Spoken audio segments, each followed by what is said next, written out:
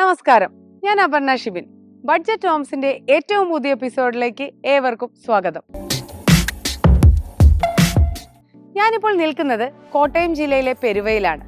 ഇന്ന് നിങ്ങൾക്ക് മുന്നിൽ പരിചയപ്പെടുത്തുന്നത് 1760 സ്ക്വയർ ഫീറ്റിൽ 4 കിടപ്പുമുറികളോട് കൂടി നിർമ്മിച്ച ഗ്രൗണ്ട് ഫ്ലോർ മാത്രമുള്ള ഒരു വീടാണ്. മഴവിൽ മനോരമയിൽ വർക്ക് ചെയ്യുന്ന രാകേഷ് ഏട്ടന്റെയും ആര്യ ടീച്ചറുടെയും മകൾ ഹൃദ്യയുടെയും അമ്പാട്ട് വീട് കാണാം ഇന്ന്.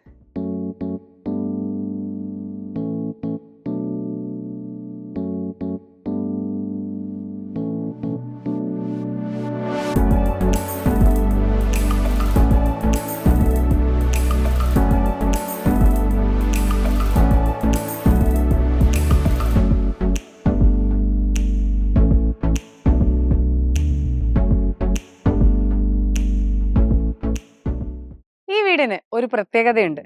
എക്സ്റ്റീരിയർ നമ്മൾ കണ്ടംപററി സ്റ്റൈലിൽ ഒരുക്കിയപ്പോൾ അതിന്റെ റൂഫിംഗ് ട്രഡീഷണൽ സ്റ്റൈലിലാണ് ഡിസൈൻ ചെയ്തിരിക്കുന്നത്. വീടിന്റെ റൂഫിംഗ് RCC ഫ്ലാറ്റ് റൂഫ് ചെയ്ത ശേഷം ട്രസ് വർക്ക് ചെയ്ത് കോൺക്രീറ്റ് ഓട് വിരിക്കുകയാണ് ചെയ്തിട്ടുള്ളത്. പുറമേ നിന്ന് GIയുടെ ഒരു സ്റ്റെയർ കൊടുത്തതോടുകൂടി മുകളിലെ ഈ ടെറസ് നമുക്ക് യൂസ് ചെയ്യാൻ പറ്റുന്ന രീതിയിലാണ് ഇത് ഡിസൈൻ ചെയ്തിരിക്കുന്നത്.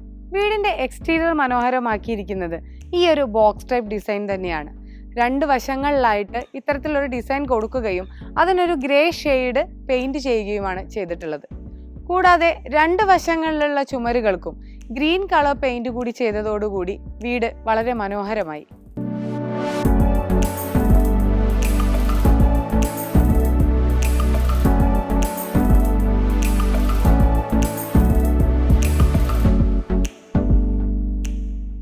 നിങ്ങളെല്ലാവരും വിചാരിക്കും വീഡിയോ കാണുമ്പോൾ തന്നെ എന്താ ഫ്രണ്ടിൽ തന്നെ ഒരു കിണർ എന്നുള്ളത്.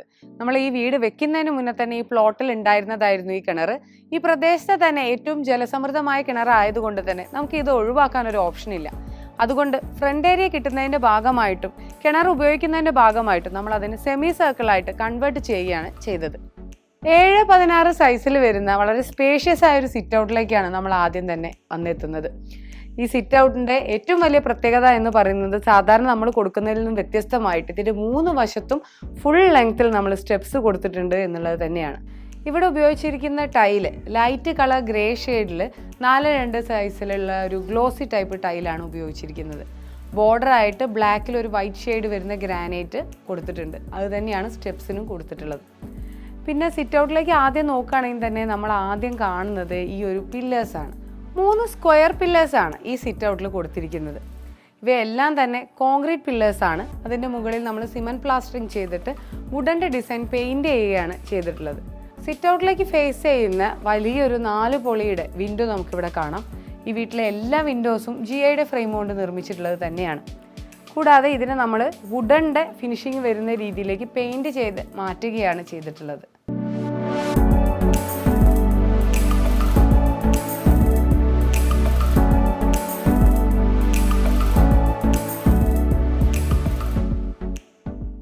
ഈ വീടിന്റെ പ്രധാന വാതിൽ നോക്കുകയാണെന്നുണ്ടെങ്കിൽ 2 പൊളിയുടെ വാതിലാണ് ഇവിടെ കൊടുത്തിരിക്കുന്നത്.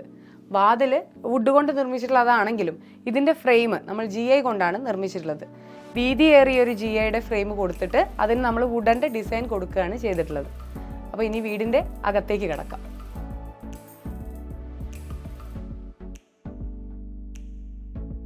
വാതിൽ കടന്ന് നമ്മൾ എത്തുന്നത് ഈ ഒരു വിശാലമായ ഗസ്റ്റ് ഏരിയയിലേക്കാണ്. 12-15 സൈസിലാണ് ഈ ഒരു ഗസ്റ്റ് റൂം ഇവിടെ സെറ്റ് ചെയ്തിരിക്കുന്നത്. വുഡൻ്റെ ഒരു സോഫ സെറ്റ് ഇവിടെ അറേഞ്ച് ചെയ്തിട്ടുണ്ട്. ഇതിൽ നിന്നെല്ലാം വ്യത്യസ്തമായിട്ട് നമ്മളെ കണ്ണ് ആദ്യം മുടക്കുന്നത് ഏറ്റവും അട്രാക്റ്റീവ് ആയിട്ടുള്ള ഈ ഒരു ആട്ടുകട്ടിൽ തന്നെയാണ്. ഈ ഗസ്റ്റ് റൂമിൻ്റെ ഈ ഒരു വാള് മനോഹരമാക്കുന്നത് ഈ ഒരു ഡിസൈനാണ്. നമ്മുടെ സാധാരണക്കാരന് ഇണങ്ങുന്ന വിധത്തിലുള്ള ഒരു പാറ്റേൺ ആണിത്. നമ്മുടെ വുഡൻ്റെ ഗ്രൂവാണ് ഈ ഒരു ഡിസൈൻ എന്ന് പറയുന്നത്. PVCയിലാണ് ഈ ഒരു മെറ്റീരിയൽ ചെയ്യുന്നത്. എപ്പോഴും മലയാളികൾക്ക് ഇൻറ്റീരിയറിൽ വുഡൻ്റെ ടച്ച് വരുന്നത് വളരെ ഇഷ്ടമുള്ളൊരു കാര്യമാണ്. അത്തരത്തിൽ നമ്മൾ ചെയ്യുമ്പോൾ ബഡ്ജറ്റ് ഫ്രണ്ട്ലി ആയിട്ട് എന്നാൽ നമ്മുടെ ഡിസൈനിന് ഭയങ്കര റിച്ച്നെസ് നൽകുന്ന രീതിയിലുള്ള ഇത്തരം മെറ്റീരിയൽസ് നമുക്ക് ഇൻറ്റീരിയറിൽ ഉൾപ്പെടുത്തുന്നത് വളരെ നല്ലതായിരിക്കും. ഇൻറ്റീരിയറിൽ നമ്മൾ സീലിങ്ങിന് നൽകിയിരിക്കുന്നത് ജിപ്സം ഫാൾ സീലിംഗ് ആണ്. നമ്മുടെ ഈ ഗസ്റ്റ് ഏരിയയിൽ നമുക്ക് കാണാം ഇത്തരത്തിലുള്ള ഡിസൈനാണ് അവിടെ ഫാൾ സീലിങ്ങിന് കൊടുത്തിട്ടുള്ളത്. അതുപോലെ തന്നെ ചുറ്റും കൊടുത്തിട്ടുള്ള 4 LED ലൈറ്റുകൾ വൈറ്റ് ലൈറ്റും സെൻറ്ററിലുള്ള നമ്മുടെ ഈ ഒരു കട്ടിങ്ങിൽ വാം ലൈറ്റുമാണ് ഓപ്റ്റ് ചെയ്തിട്ടുള്ളത്.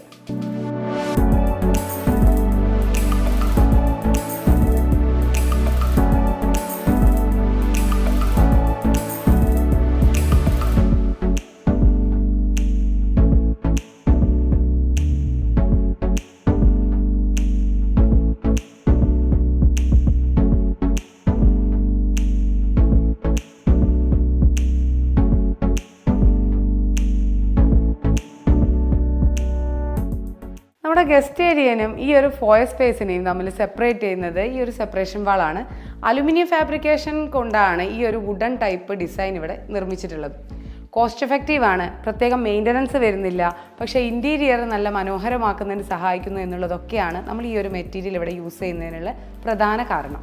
ഈ ഒരു ഫോയർ സ്പേസിൽ നിന്ന് നമ്മൾ എത്തുന്നത് അതിവിശാലമായ 11-21 സൈസ് വരുന്ന ഈ ഒരു ഹാളിലേക്കാണ്.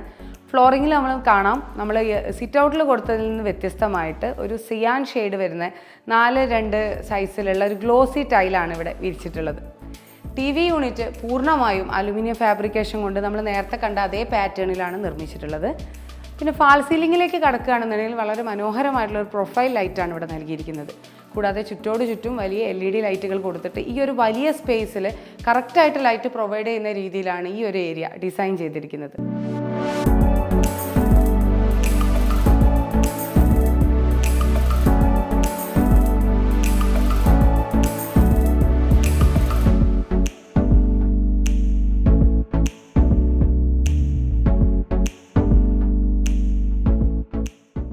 ഇനി മാസ്റ്റർ ബെഡ്റൂമിലേക്ക് നമുക്കൊന്ന് പോയി നോക്കാം.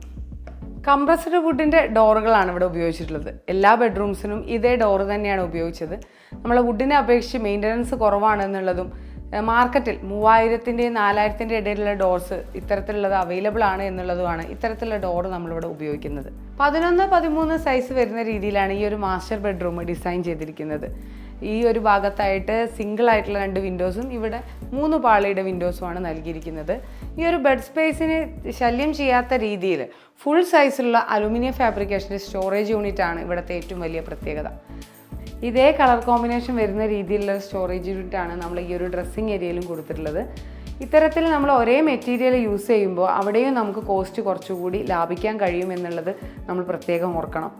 നമ്മുടെ ഈ ഒരു ബെഡ്റൂമിൻ്റെ അറ്റാച്ച്ഡ് ബാത്റൂമിലേക്കുള്ള ആക്സസിബിലിറ്റി നമ്മൾ കൊടുത്തിരിക്കുന്നത് ഈ ഒരു ഡ്രസ്സിങ് ഏരിയയിൽ നിന്ന് തന്നെയാണ്.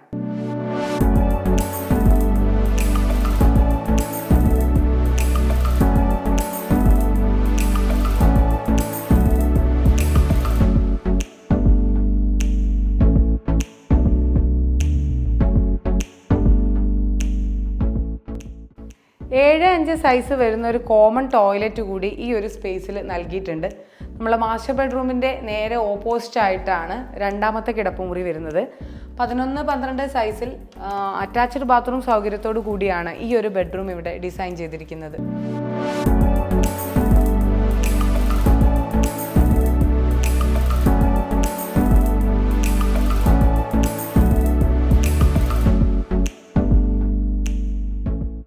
മെയിൻ ഡോർ തുറന്ന് നേരെ കാണുന്ന രീതിയിൽ ഈ ഒരു വാളിലായിട്ടാണ് പൂജാ സ്പേസ് സെറ്റ് ചെയ്തിരിക്കുന്നത്. അതിനോട് ചേർന്ന് തന്നെയാണ് മൂന്നാമത്തെ കിടപ്പുമുറി നമ്മളിവിടെ ഡിസൈനിൽ കൊടുത്തിരിക്കുന്നത്. 11-13 സൈസിലാണ് ഈ മൂന്നാമത്തെ ബെഡ്റൂം ഇവിടെ ഒരുക്കിയിരിക്കുന്നത്. നമ്മളെ 4 ബെഡ്റൂമുകളിൽ അറ്റാച്ച്ഡ് ബാത്റൂം സൗകര്യം ഇല്ലാത്ത ഒരേ ഒരു ബെഡ്റൂം ഇതാണ്. ഈ ഒരു റൂമിന് ഇവരിവിടെ സ്റ്റഡി ഏരിയ ആയിട്ട് കൂടി യൂസ് ചെയ്യുന്നുണ്ട്. അതുപോലെ നമുക്ക് കാണാം ഇവിടെ ഒരു മൾട്ടി പർപ്പസ് ടേബിൾ കൂടി കൊടുത്തിട്ടുണ്ട്. ഇത്തരത്തിലുള്ള ഫോൾഡിംഗ് ടേബിളുകൾ നമ്മൾ കൊടുക്കുന്നതിലൂടെ നമുക്ക് സ്ഥലം ലാഭിക്കാൻ കഴിയുന്നുണ്ട് എന്നുള്ളതാണ് ഏറ്റവും വലിയ ബെനിഫിറ്റ്.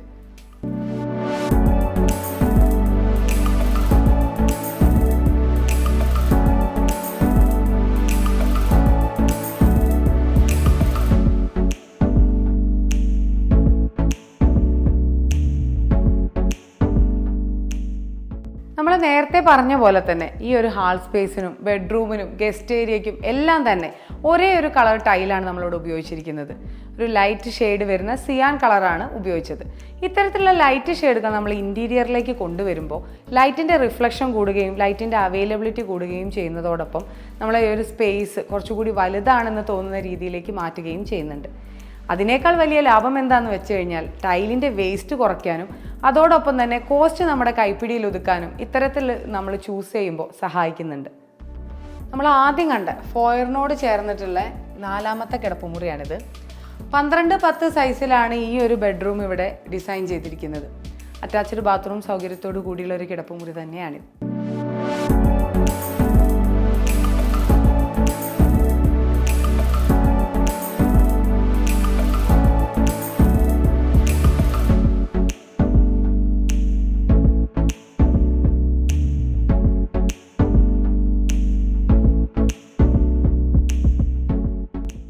നമ്മുടെ ഈ ഒരു ഹാളിൻ്റെ ഈ വശത്തായിട്ടാണ് ഡൈനിങ് ഏരിയ സെറ്റ് ചെയ്തിരിക്കുന്നത്.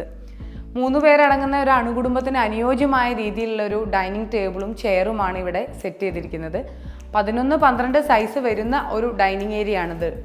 ഈ ഒരു ഭാഗത്തായിട്ട് 4 പാളിയുടെ വലിയ വിൻഡോസ് ആണ് നൽകിയിരിക്കുന്നത്. ഏകദേശം 6 അടി വരുന്ന രീതിയിലുള്ള വലിയ വിൻഡോസ് ഈ ഒരു ഏരിയയ്ക്ക് നാച്ചുറൽ ലൈറ്റ് പ്രൊവൈഡ് ചെയ്യുന്നുണ്ട്. ഈ ഒരു ഭാഗത്തായിട്ടാണ് വാഷ് ഏരിയ സെറ്റ് ചെയ്തിരിക്കുന്നത്. താഴെയായിട്ടൊരു ചെറിയ സ്റ്റോറേജ് യൂണിറ്റും കൊടുത്തിരിക്കുന്നു. പിന്നെ ഇവിടെ മിറർ കൊടുത്ത ഈ ഒരു വാളിനെ മനോഹരമാക്കുന്നത് ലാറ്ററൈറ്റ് ഡിസൈൻ വരുന്ന ഈ ഒരു ക്ലാഡിംഗ് ടൈലാണ്.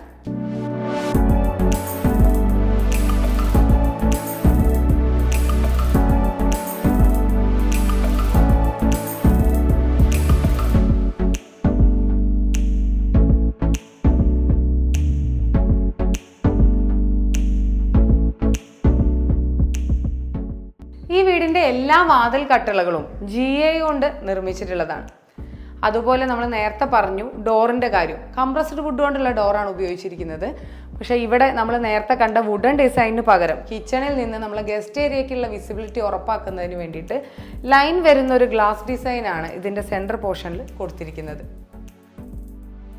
11-10 സൈസിൽ വരുന്ന അത്യാവശ്യം വിസ്താരമുള്ള ഒരു കിച്ചണാണ് നമ്മൾ ഈ വീടിന് കൊടുത്തിരിക്കുന്നത്. നമ്മൾ നേരത്തെ ബെഡ്റൂമിൽ കണ്ട പോലെ തന്നെ ലൈറ്റ് ഗ്രേയും ഡാർക്ക് ഗ്രേയും ഷെയ്ഡ് വരുന്ന സ്റ്റോറേജ് യൂണിറ്റുകളാണ് ഇവിടെ എല്ലാം കൊടുത്തിട്ടുള്ളത്. ഈ ഒരു ഭാഗത്തായിട്ട് ജനലിനോട് ചേർന്ന് തന്നെ കുക്കിങ്ങിനുള്ള സ്പേസ് സെറ്റ് ചെയ്തിട്ടുണ്ട്. കൂടാതെ ഈ ഒരു ഭാഗത്തായിട്ട് നമ്മുടെ വാഷ് ഏരിയയും കൊടുത്തിരിക്കുന്നു. 4-2 സൈസ് വരുന്ന ഡാർക്ക് ഗ്രേ ഫിനിഷിങ്ങുള്ള മാറ്റ് ഫിനിഷിങ്ങോട് കൂടിയിട്ടുള്ള ടൈലാണ് നമ്മളിവിടെ കിച്ചണിലും വർക്ക് ഏരിയയിലും യൂസ് ചെയ്തിട്ടുള്ളത്. നമ്മൾ നേരത്തെ ബെഡ്റൂമിൽ കണ്ട പോലെ തന്നെ ഒരു ഫോൾഡിംഗ് ടേബിൾ ഇവിടെ ബ്രേക്ക്ഫാസ്റ്റ് ടേബിളിൻ്റെ പർപ്പസിന് വേണ്ടിയിട്ട് കൊടുത്തിട്ടുണ്ട്.